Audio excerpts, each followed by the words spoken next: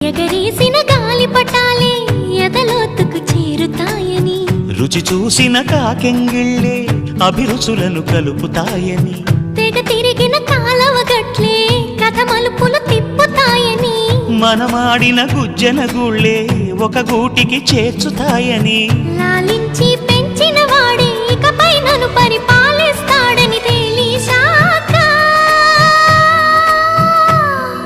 నువ్విక్కడుండి నేనక్కడుంటే, నువ్విక్కడుండి నేనక్కడుంటే ఎంత కష్టం. నువ్వు నేను కలిసుంటేనే నాకెంతో ఇష్టం.